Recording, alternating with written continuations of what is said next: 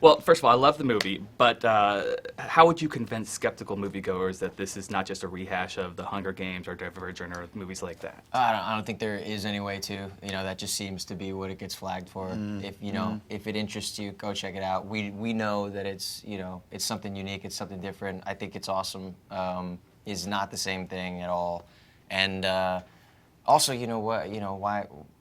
If you like those kind of movies, then why wouldn't you want to see this one? I mean, I think it's just it's just a great addition to that kind of genre, and is completely different. And that would be the thing that someone would take away with it too. I mean, I'm sure that 99% of people who would think that going into it would come out being like, oh, that actually was really different. You know? Yeah, totally different. What kind of training did you all have to go through in preparation for the film?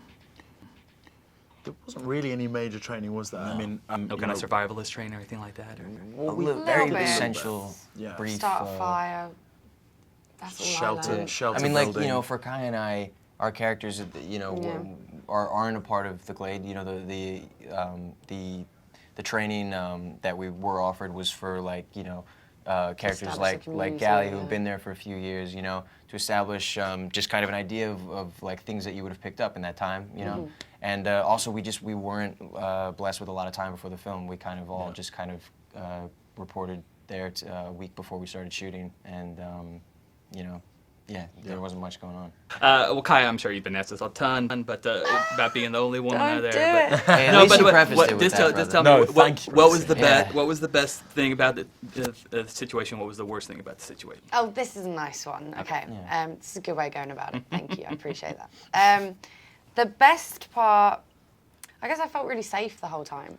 Not in a like I need someone to look after me way, but in an emotional way. I just felt like I was with my best friends, and if I was ever gonna break down or you know miss home or feel lonely, that there'd be 11 people that I could go to, and within 5 minutes I'd feel better again. And that's so nice on a film set, because it can be tough. Everyone kind of thinks it's really glamorous and great, but it's lonely, and it's a lot of work, and it's no sleep, and you're in someone else's mind the whole day. It can be really dangerous if you don't have an outlet.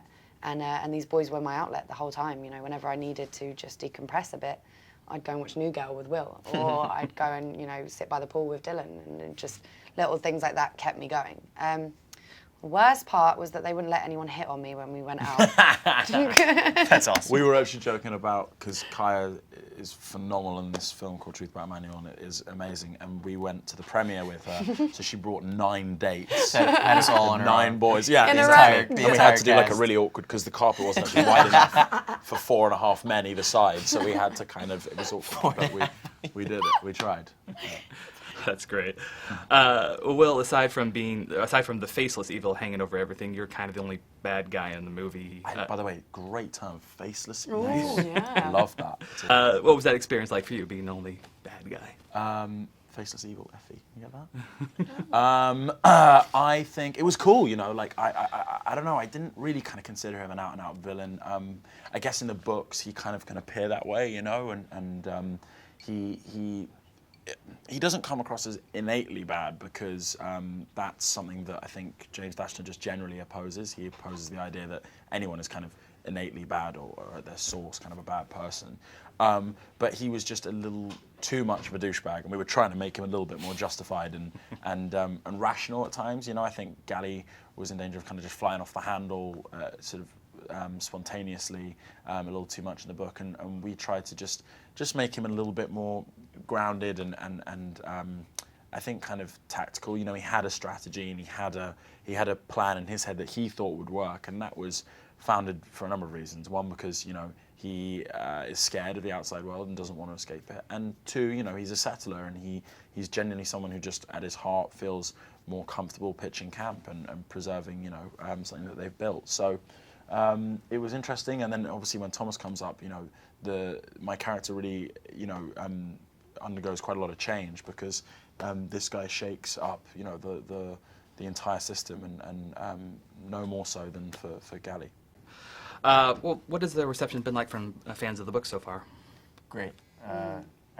Just overwhelmingly positive. It's really, really nice, you know, to just get that validation, and not even like feeling like we needed it really, but it's just nice. It's just it makes you feel even better about what you did, you know. And we were already proud of it, but that's just kind of like another step, and just like, all right, yeah, like, you know, they approve, and that's what we set out to do, and that's great.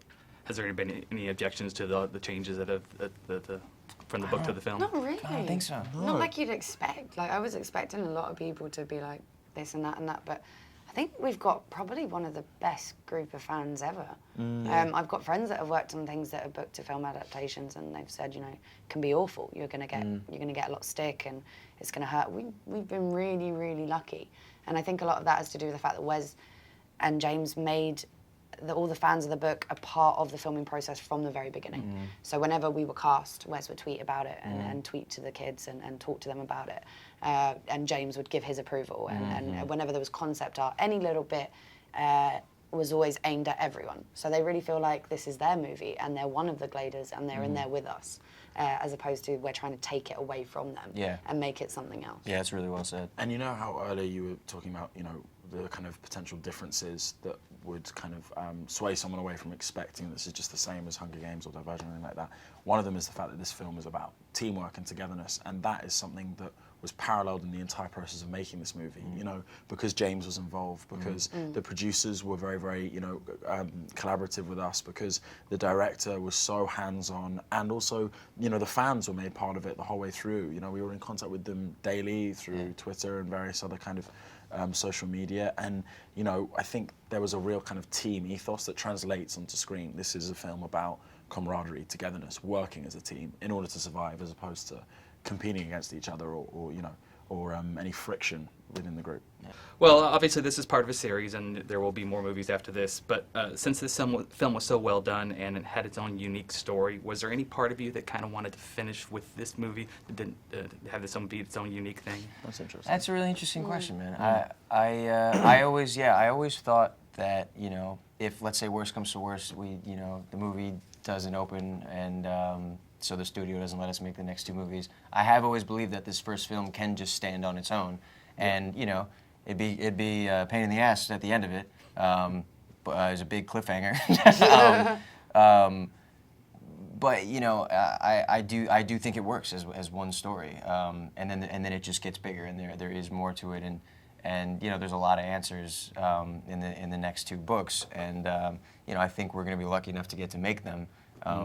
But if not, I mean, I always felt like this movie, apart from being a book, is just a really good film, and something that even if you know nothing about it, you can go in, watch, enjoy it, and really really think about it afterwards too. I really think it's something that would stick with people, and that's just like, you know, so much of what I love about it.